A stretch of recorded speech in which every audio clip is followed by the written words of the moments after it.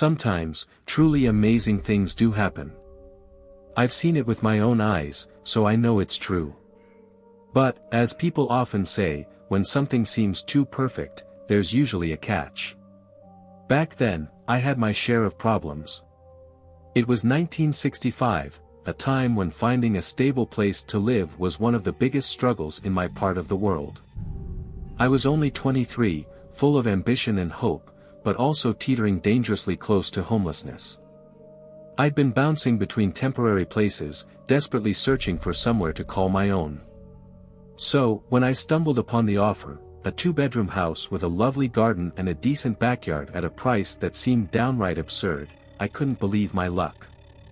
It felt unreal, almost suspicious, but I didn't have the luxury of being picky. That first night, I was startled awake by the need to use the bathroom. Groggy, I opened my eyes, and there it was, a massive bug, sitting right on my pillow, positioned as if it had been watching me sleep. My body reacted before my mind could process it. I jumped, then froze in place, trying to assess the situation. The thing didn't move. Tentatively, I leaned closer. It was dead. On closer inspection, I realized it wasn't just any bug, it was a flea, an unusually large one. My stomach sank. Could this dream house turn into a nightmare of battling a flea infestation? I quickly scanned my bed and the surrounding area, hoping to spot and squash any potential threats before they spread. But what I discovered wasn't what I feared. It wasn't fleas, it was something far worse. The second night, the same need woke me, forcing me out of bed. As I shuffled toward the door, something caught my eye. I froze, my breath catching in my throat.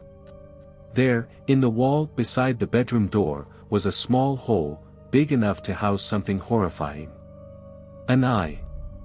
It wasn't just a trick of the light. It was an eye, staring straight at me, unblinking and unwavering.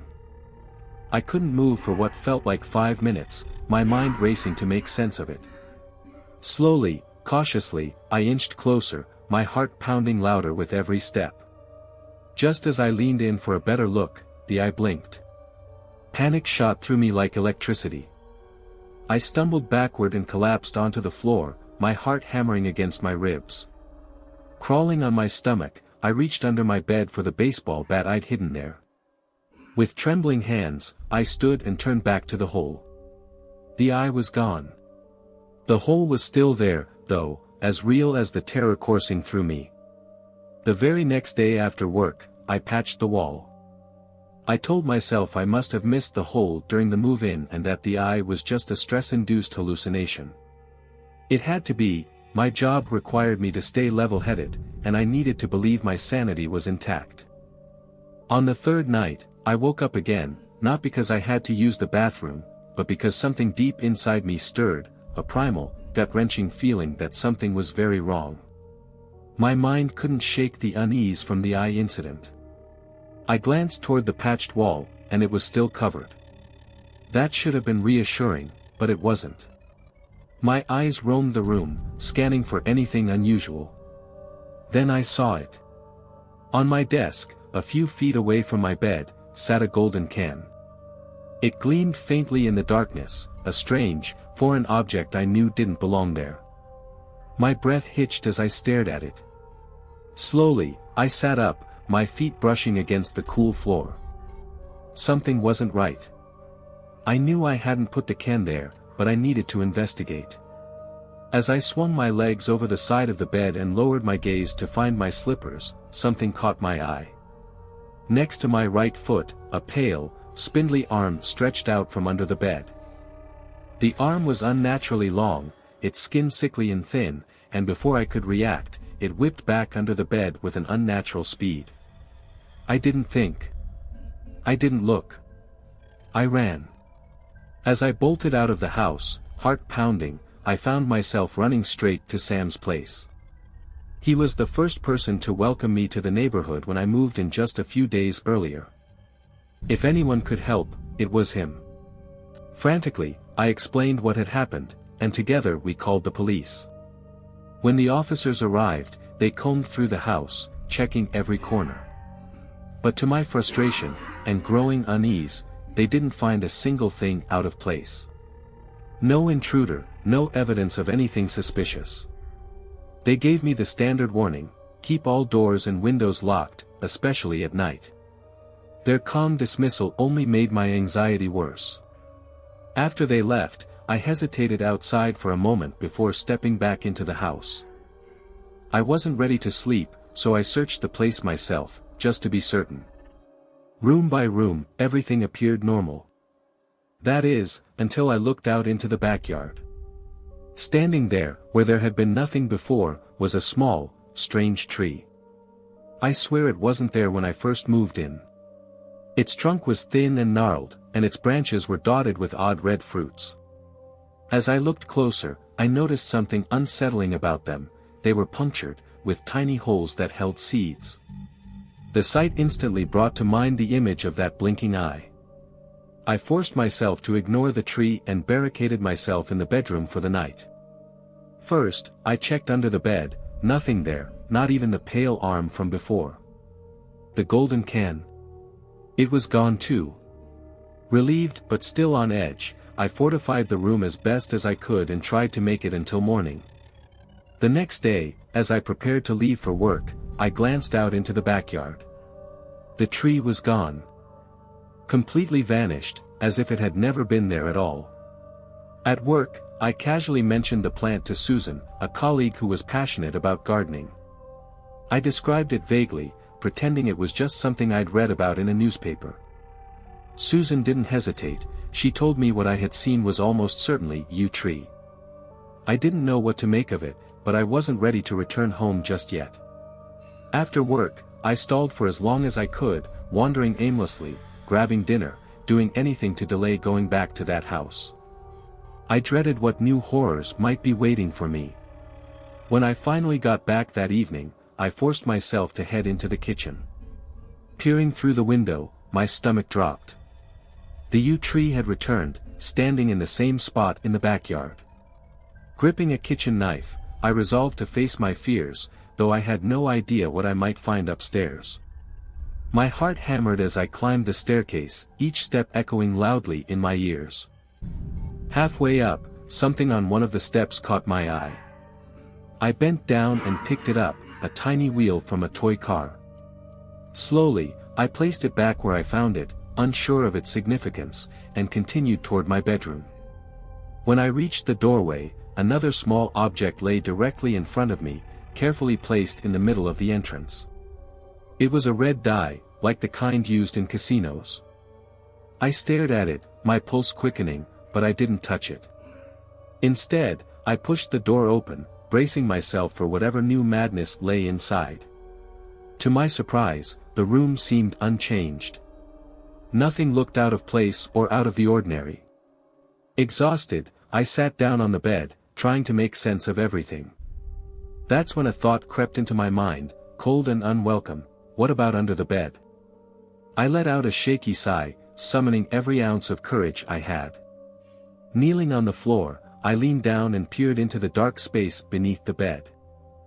There was no smiling face staring back at me, no lurking psychopath waiting to pounce. But there was something. I grabbed my handkerchief and cautiously reached under the bed, pulling out the object with trembling hands. As I brought it into the light, my breath hitched. I was holding a severed human ear. Pale, partially decomposed, and reeking of decay. That was it. I couldn't take another second in that house. I grabbed what I could and spent the rest of the night in a motel. The gruesome image of the ear burned into my mind. The next day at work, I couldn't focus on anything.